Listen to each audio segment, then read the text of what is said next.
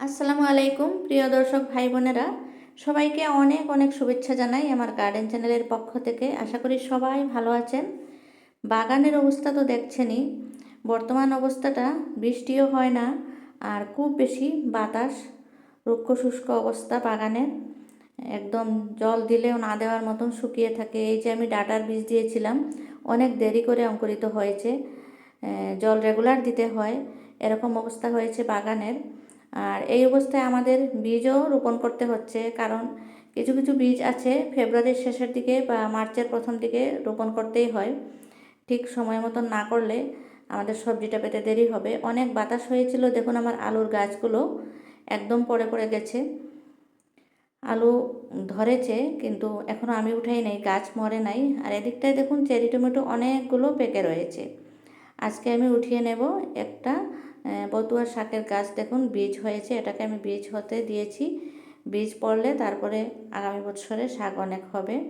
এই যে দেখুন কত চেরি টমেটো পেকে পেকে রয়েছে। আজকে আমি চেরি টমেটোগুলো উঠিয়ে নেব। অনেক সুন্দর লাগছে দেখতে চেরি টমেটো। আর এই যে দেখুন লাল হয়ে গেছে, একদম পেকে গেছে। একটা আমি পেড়ে এখনই ধুয়ে মুখে দেব। খুবই মিষ্টি, নিজের বাগানের টমেটো খেতে কিন্তু খুবই ভালো লাগে। আমি বাগানে আসলে একটা দুটো এরকম করে খেয়ে থাকি। অর্গানিক বাগানের স্বাদটাই আলাদা। তারপরে হচ্ছে নীলি জল দিচ্ছে, তারপরে আমি কিছু বীজ নিয়ে এসেছি। আজকে বীজগুলো বসিয়ে দিয়ে সন্ধ্যার আগে আগে ঘরে চলে যাব। এখানে একটা মিষ্টি কুমড়া ঝুলছে, দেখছেন, আপনাদেরকে একটু দেখালাম। তারপরে আমি বীজ নিয়ে এসেছি কিছু ঢেঁড়সের বীজ, আমি 2 ঘন্টা আগে ভিজিয়ে রেখেছিলাম। ভিজিয়ে রেখে বীজগুলো দিলে তাড়াতাড়ি অঙ্কুরিত হয়। এই ঢেঁড়সের বীজগুলো আজকে বসিয়ে দেব।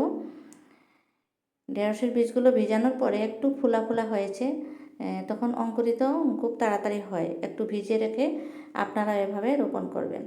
আমি টবের মধ্যে দিচ্ছি, এখানে চারা হয়ে যাক, তারপরে চারাগুলো আমি পার্মানেন্ট জায়গাতে উঠিয়ে উঠিয়ে দিয়ে দেব। তারপরে এই গরমের কী কী সবজির বীজ এই সময়টা আপনারা দিতে পারেন, ফেব্রুয়ারির শেষের দিকে বা মার্চের প্রথম দিকে একটু দেখাচ্ছি। আমি এখানে নিয়েছি কিছুটা ঢেঁড়সের বীজ, এগুলো কিন্তু হাইব্রিড। লোকাল ঢেঁড়সের বীজ থাকলে আপনারা দিতে পারেন, লোকালটা দিলে বেশি ভালো হয়। আর এই যে কালারফুল বীজগুলো, এগুলো হচ্ছে ধুন্দুলের বীজ। তারপরে করলার বীজ আছে আর বরবটির বীজ রয়েছে এই যে আমার হাতে, এগুলো আমি কিনে এনেছি। তারপরে এখানে কিছু লঙ্কার বীজ রয়েছে।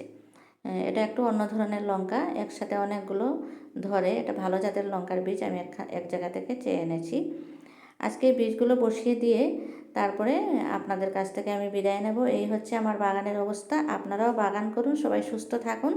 Happy gardening.